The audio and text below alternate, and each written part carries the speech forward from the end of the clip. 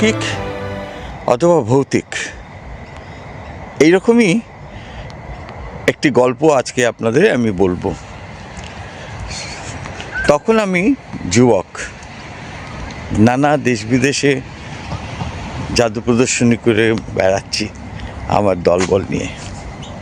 হঠাৎ আমার কাছে বার্তা এলো আমার এক বন্ধুর কাছ থেকে, মধ্যপ্রদেশ থেকে, সাতনাতে ও থাকে, ওর নাম হচ্ছে সমীর। তা সমীর আমাকে বলল, আমাদের এখানে চলে আয়, আমি তোর শো অর্গানাইজ করব।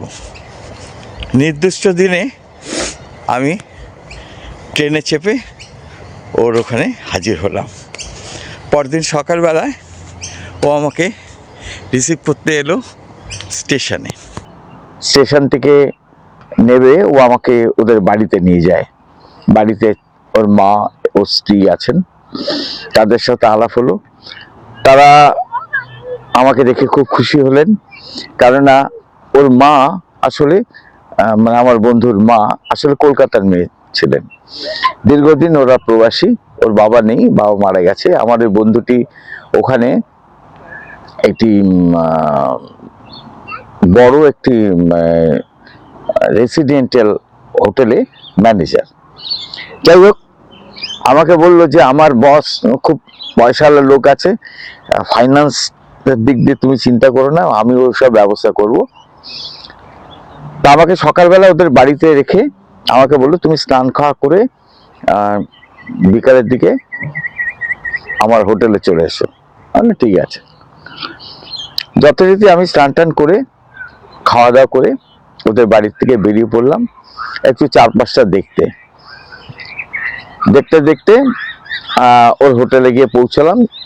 তখন বিকাল 5টা বেজে গেছে। যাই হোক, হোটেলে বসে ওর সাথে অনেক গল্প, অনেক কিছু কথাবার্তা হলো, চা টা খাচ্ছি। ইতিমধ্যে সময় কিন্তু অনেক পেরিয়ে গেছে, যখন রাত্রি প্রায় 8টা 9টা প্রায় বাজে। ওরও বাড়ি ফেরার পালা, আমরা বাড়ি ফিরবো। এমন সময় ওর টেলিফোনটা বাজলো। টেলিফোনটা তুলেই ওপর প্রান্ত থেকে কেউ কথা বলছে এবং ও হ্যাঁ হু না এরকম বলে যাচ্ছে। বলতে বলতে ও বলল যে আমি আজকে যেতে পারবো না, কারণ আমার বাড়িতে একজন গেস্ট এসছে। তারপরে কিছুক্ষণ চুপ করে থেকে বলল, ঠিক আছে দেখছি, ওকে বলে যদিও যায় তবে চেষ্টা করব, বলে ফোনটি ছেড়ে দেয়।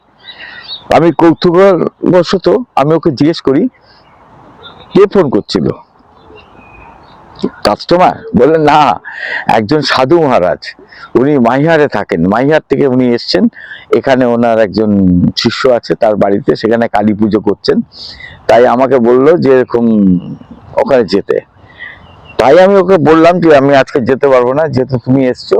তাই বলে হ্যাঁ তো শুনলাম তো, তা উনি কালী পুজো করছেন, তা চলো না যাওয়া যাক। তখন ও আমার দিকে অবাক চোখে তাকিয়ে বললো, জানো তো ওই সাধু মহারাজ আমাকে বলল যে ওকে বল আমার কথা, দেখবি ও আসতে চাইবে। তাই বললাম ঠিক আছে, চল। তোমার বলে ঠিক আছে, হোটেল বন্ধ হোক, বন্ধ করে আমরা এখান থেকে ওই 9:30 নাগাদ বেরোবো। ঠিক আছে চলো। যাই হোক, হোটেল বন্ধ হওয়ার পর ওর একজন সহকারী তাকে বললে, চল আমরা একটু ওই জায়গাটার নাম কি মনে নেই এখন, বললো ওখানে যাব, মহারাজের বাড়িতে মহারাজ এসছেন। তো সেও তার সাইকেল নিয়ে আমাদের সাথে জয়েন করলো, আমরা 3 জন। আর সেই সময়টা না শীতের সময়, আমি স্যুট পরা রয়েছি, গরম স্যুট পরা আছে, পায়ে বুট জুতো। তখনকার দিনে বুট জুতো গুলো সে হিলতোলা জুতো ছিল, নিশ্চয় আপনারা জানেন। আমি আমার ওই হিলতোলা জুতো পরতাম। তা আমরা রাস্তা দিয়ে হাঁটতে হাঁটতে ও করলো কি, একটা বিশাল বড় মাঠ, তা সেই মাঠটা ভেতরে নেমে গেল। তাই বলে মাঠের ভেতর নামছে কেন? ও বললো ওই মাঠের একদম শেষ প্রান্তে, মানে অপর প্রান্তে হচ্ছে ওনার বাড়ি, যেখানে আমরা যাচ্ছি। তা আমরা যদি মাঠটাকে এরকম সারাউন্ডিং ওই রাস্তা দিয়ে ঘুরে যাই, ওনার বাড়ি যেতে আমাদের সময় লাগবে প্রায় 1 থেকে 1.5 ঘন্টা। আর এখান থেকে হেঁটে গেলে ম্যাক্সিমাম 20 থেকে 30 মিনিট। ওর জন্য এটা শর্টকাট রাস্তা। ঠিক আছে, আমরা তখন গল্প করতে করতে মাঠ দিয়ে হেঁটে চললাম। মাথার উপরে পূর্ণিমার চাঁদ, পুরো মাঠটা একদম জ্যোৎস্না আলোতে ভর্তি। আমরা রাস্তা দিয়ে হেঁটে হেঁটে যাচ্ছি, কিন্তু মাঠে মজার ব্যাপার কোনো ঘাস ফাস নেই। শুনলাম যে ওটাকে, ওই মাঠটার নাম হচ্ছে হোয়াইট ফিল্ড। একসময় ব্রিটিশরা ওখানে এরোপ্লেন নামাতো, এখন ওটা পরিত্যক্ত। ওখানে এখন আর প্লেন টেন নামে না। তো যাই হোক, আমরা হাঁটতে হাঁটতে যথাসময় ওপারে পৌঁছলাম। দেখলাম একটি বাড়ির সামনে বেশ আলো দিয়ে সাজানো, তাই বাড়িতে আমরা ঢুকলাম। ঢোকার পরে আমার বন্ধুটি ওখানে জিজ্ঞেস করলেন মহারাজ কোথায়, বললো যে ওনার ওপরের ঘরে আছে। তো ওপরের ঘরে আমরা গেলাম, গিয়ে দেখলাম পুজো হয়ে গেছে। তা দেখলাম ঘরের মধ্যে, মেঝের মধ্যে, মাটির মধ্যে একজন সাধু, সাধুই বলবো, পুরো পা থেকে গলা পর্যন্ত ঢাকা একটা কম্বল দিয়ে, আর মুখটা শুধু বেরিয়ে আছে। তা ওকে দেখে ওর সাথে কথাবার্তা বললো। তো ওকে বললো কোথায় সে, তো আমাকে দেখালেন আঙুল দিয়ে। তা আমি সামনে যেতে আমাকে বললো হোয়াট ইজ ইয়োর নেম, ইংরেজিতে বললো। আমি বললাম আমার নাম প্রবীর দাস। বললো ইংলিশেই জিজ্ঞেস করলো তুমি কোথায় থাকো। তা আমি বললাম আমি কলকাতায় থাকি। বললো কলকাতা কোথায়? তাই আমি বললাম টালিগঞ্জ। আমার বলছে টালিগঞ্জ, ও ইউনো যাদবপুর। আমি ইয়েস। নাকতলা, ইয়েস।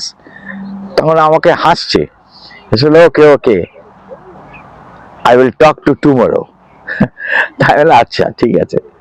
তা সেদিন আর আমার সাথে কথা বললো না, আমার বন্ধুর সাথে কথাবার্তা হলো। তারপর আমরা আবার ওখানে ওনাকে হাত জোর করে নমস্কার করে আমরা ওখান থেকে বেরিয়ে পড়লাম। বেরিয়ে পড়ে আবার এই মাঠ দিয়ে আমরা হেঁটে যাচ্ছি।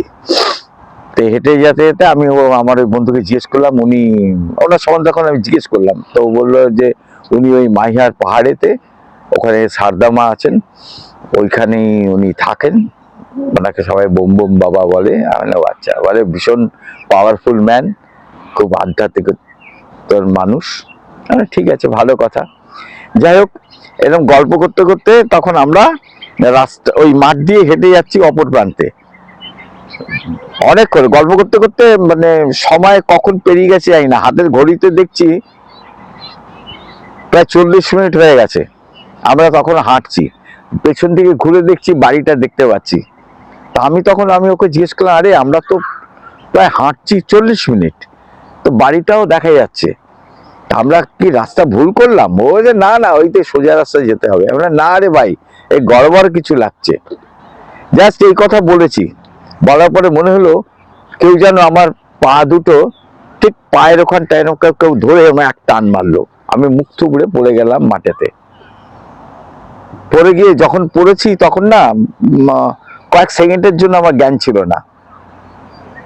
তার জ্ঞান হতেই আমি দেখলাম মাটিতে পড়ে আছি, ওরা আমাকে ধরে টেনে তুলছে। তা আমি দেখলাম আমার সুটে পুরো মাটি পাটি লেগে গেছে, সব ঝেড়ে ঝুড়ে আমরা দাঁড়িয়েছি। তা আমি তখন অবাক চোখে তখন ওকে জিজ্ঞেস করলাম যে কি ব্যাপারটা হলো বলো তো, আমি পড়ে গেলাম কি করে? তখন ও আমার বন্ধুটি বলছে যে ওই তোমার পায়ের জুতো, হিলতলার জুতো তো, পা বোধহয় মুচকে গেছে তাই পড়ে গেছে। তাই বললাম না, তা তো হবে না, আমি এই জুতো তো আজকের থেকে পরি না, আমি বহুত দিন ধরে এই জুতো ইউজ করি, কোনোদিন পরিনি। আর এখানে তো পড়ার কিন্তু কোনো ব্যাপার না। এসব কথা বলতে বলতে হঠাৎ দেখছি আমার এই ঘাড় এসব ঘাড়, হাত, এসবগুলো না, লোমগুলো না খাড়া হয়ে উঠছে, আর এগুলো সব চামড়াগুলো সব শক্ত হয়ে গেছে, আমার শরীরটা ভার হয়ে গেছে।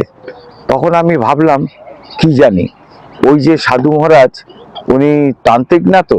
কেননা আমি না ছেলেবেলার থেকে খুব তান্ত্রিক ভক্ত ছিলাম। মানে কোথাও যদি কোনো তান্ত্রিক পেতাম, তার পেছন পেছন চলে যেতাম, তার আঁকড়ায় ডেড়ায় গিয়ে হাজির হতাম। তো সেটাই আমার মনে ধারণা হলো। তা আমি তখন জাস্ট ওখানে দাঁড়িয়ে ঘুরে আমি ওই বাড়িটার দিকে তাকিয়ে তখন ওই মহারাজের সম্বন্ধে খুব বিষোদ্গার করতে শুরু করলাম। আমি বললাম যে তোমরা ইয়ার্কি করার জায়গা পাও না, তুমি আম, আমার দিকে দৃষ্টি দিয়েছো, তোমাকে ছাড়বো না, দাঁড়াও না, তোমাকে তোমাকে দেখাবো মজা, এইসব বলছি। বলতে বলতে তখন তো আমার ওই বন্ধুরা না হাঁ করে তাকিয়ে আছে, কি করছে পাগলের মতন। তাহলে ঠিক আছে চলো, তখন আমরা আবার দুজনে মিলে হাঁটতে শুরু করেছি। যাই হোক, আমরা তখন হাঁটতে হাঁটতে মাঠ দিয়ে এগিয়ে যাচ্ছি।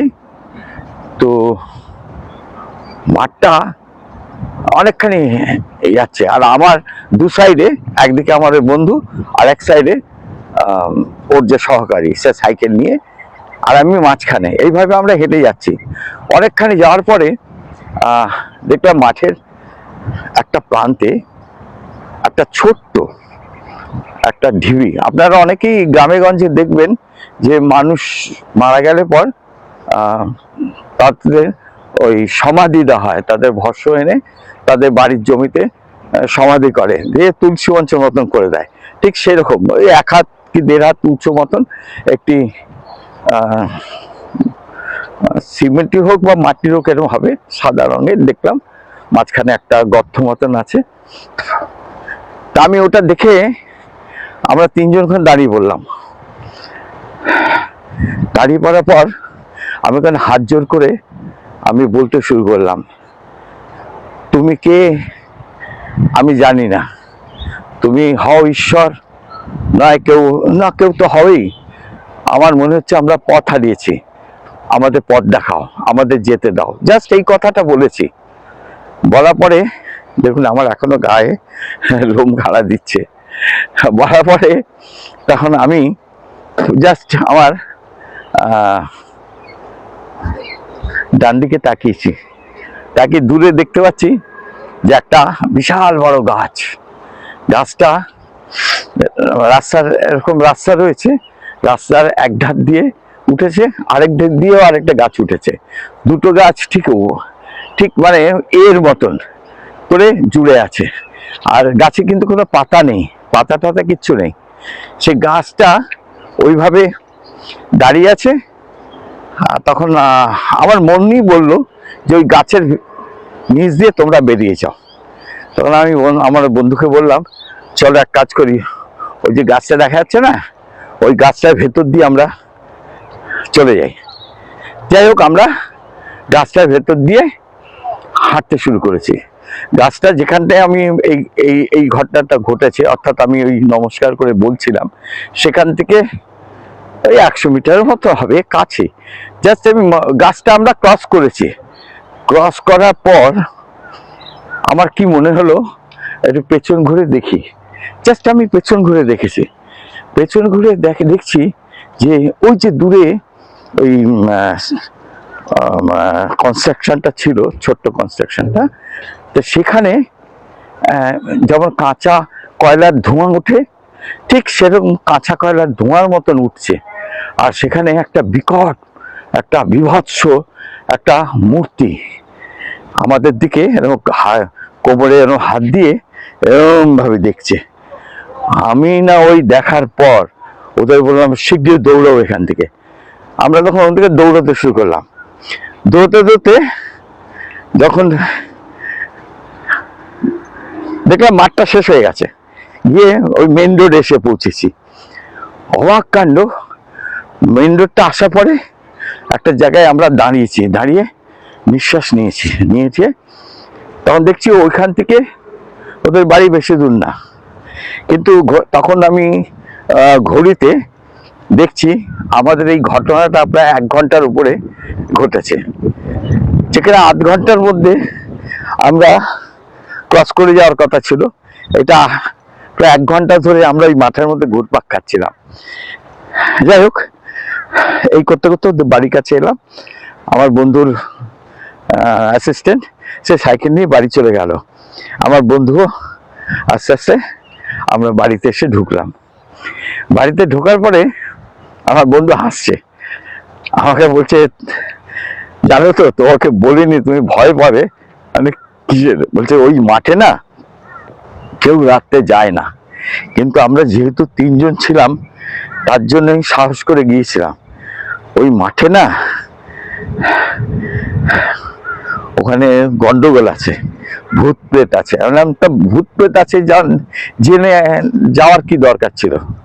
বলে আমরা যদি একটা কিছু হতো, বলে না কিছু হবে না, আমরা তিনজন ছিলাম, বলছি কিছু হবে না। যাই হোক, এই গল্প করতে করতে আমরা ঘুমিয়ে পড়েছি। ও আমি তখন আমার বন্ধুকে বললাম, দেখো আজকে যা ঘটনা ঘটলো, কালকে তো মহারাজ আসবে, তুমি কিন্তু কিচ্ছু ওনাকে বলবে না, আমি ওনার কাছে শুনতে চাই আজকের এই ঘটনাটা উনি আমাদের বলতে পারেন কিনা। বলে ঠিক আছে। তাই যথাসময় আবার ওইরকম 4টে, সাড়ে 4টে, 4টে, হ্যাঁ 4টে, 4টে, সাড়ে 4টের সময় আমি ওর হোটেলে চলে গেছি, বসে আমরা গল্প করছি। আমার সময় দেখি সেই মহারাজ এসছেন। এসে ঢুকেই আমার বন্ধু বলছে, ওয়ার দাস, ওয়ার দাস। তো বলছে ওই তো বসে আছে। তো আমাকে যা ইউ, তখন আমাকে বলছে, তোমাকে এত করে বললাম ডান দিকে যাস না, ডান দিকে যাস না, বাঁ দিকে যা, বাঁ দিকে যা, তুমি ডান দিকে যাচ্ছিলে কেন? আমি না এই কথা শোনা পড়ে না হঠাৎ তেলে বেগুনে জ্বলে উঠলাম। জ্বলে উঠে বললাম, ইয়ার কি মারার জায়গা পাননি? আপনি আমাদের ইচ্ছা করে এগুলো করেছেন? বলে না না, আমি কিচ্ছু করি। আমি ওইসব বাজে কথা বলবেন না, আমি জানি আপনি এসব করেছেন। বলে না না, আমি কিচ্ছু করিনি। তখন উনি বললেন, ওই যে তুই যেখানে পড়ে গেছলি, ওটা তুই কিন্তু ইচ্ছা করে, তুই কিন্তু পা ভেঙে পড়িসনি, ওখানে একটা জিন্নি আছে, সে তোকে ধাক্কা মেরেছিল, কিন্তু তোর শরীর বাঁধা, যার জন্য তোকেও কিছু করতে পারেনি। আমি দেখুন, সে বুজুর্গি পানা ছাড়ুন, আমি ম্যাজিক দেখাই, ওইসব ভূতের খেলা অনেক দেখাই, এসব আমাকে বলে কোনো লাভ হবে না। উনি যতই আমাকে বোঝাবার চেষ্টা করুন না কেন, আমি কিন্তু কিছুতেই বুঝতে চাইছি না। আমি বললাম, হতেই পারে না, আপনি আমার দিকে দৃষ্টি দিয়েছিলেন, তার জন্য এইসব ঘটনা ঘটেছিল। তখন উনি বলছেন, আচ্ছা তুই একটা জায়গায় গিয়ে হাত জোর করে নমস্কার করে কিছু বলছিলি? আমি হ্যাঁ। বলো, ওই যেখানে বলছিলি ওইটাই হচ্ছে ওই জিন্নির কবরস্থান? হ্যাঁ। বলে হ্যাঁ। আর তারপরে তুই বাঁদিকে যে রাস্তা দিয়ে গেছিস, আমি তো তোদের বলেছিলাম ওই বাঁদিকের রাস্তায় যেতে, কিন্তু ওখানে ওই যে দেখেছিলি দুটো গাছ আছে? আমি হ্যাঁ। বলে ওইটাই হচ্ছে জিন্নির এরিয়া, ওর বাইরেও জিন্নি যেতে পারে না। তখন না আমি ওনার কথা শুনছি আর গা পায় সব লোম ফোম সব খাড়া উঠছে। তাই উনি বললেন, তুই খুব বেঁচে গেছিস। যাই হোক, এটা লৌকিক না অলৌকিক আজও আমি বুঝিনি। এই সাধু মহারাজ, পরে ওনাকে আমি আমার গুরু বলে মেনেছিলাম, বোম বোম বাবা। যারা মাইহারে গেছেন কালী মন্দিরে, তারা হয়তো অনেকেই ওনাকে দেখেছেন। তিনি পুরো উলঙ্গ থাকতেন, হাতে থাকতো একটা কমণ্ডলু। কিন্তু আজ থেকে বছর 30 আগে আমি ওনাকে খুঁজতে গিয়েছিলাম, দীর্ঘদিন ওনাকে আর দেখা পাইনি। তারপর সেখানে গিয়ে ওই মাইহার স্টেশন থেকে নেবে মাইহার মন্দির ঠিক মাঝামাঝি। মাইহার থেকে মাইহার মন্দির হচ্ছে 2.5 থেকে 3 কিলোমিটার। আর ঠিক ওই মাঝখানে 1.5 কিলোমিটারের মাঝখানে একটা ফরেস্টের জায়গা আছে। সেই ফরেস্টের জায়গাতেই উনি একটা মন্দির করে, সেও একটা গল্প, সে গল্প আমি পরে আপনাদের বলবো। তো সেইখানে উনি থাকতেন, ওনার একটা হনুমানজির মন্দির আছে, তো সেই মন্দিরে উনি থাকতেন। আর সকালবেলা ঘুম থেকে উঠে উনি ওই পাহাড়ে চলে যেতেন, আর গিয়ে মায়ের ওখানে থাকতেন। আর মায়ের মন্দিরের সামনেই একটা, ঠিক ওই পাহাড়ের ঠিক মানে একদম পাহাড় ঘেঁষা, সেখান থেকে একটা বেল গাছ ছিল, সেই বেল গাছের নিচে উনি ধুনি জেলে বসে থাকতেন, গিয়ে দান টান করতেন, মায়ের আরাধনা করতেন। আবার সন্ধ্যাবেলা ওখান থেকে নেমে আসতেন, নেমে এসে ওনার মন্দিরে ওখানেই আবার হনুমানজিকে ভোগ টোক দিয়ে উনি ওখানে থাকতেন। তাই যাই হোক, আমি ওনাকে গিয়ে খুঁজতে গিয়েছিলাম, খুঁজতে গিয়ে আমার আর গুরু দর্শন হয়নি। পরে দেখলাম পাশে একটা সমাধি, এবং সমাধিতে লেখা আছে বোম বাবা। তা ওখানকার একজনের কাছে শুনলাম যে উনি দেহত্যাগ করেছেন।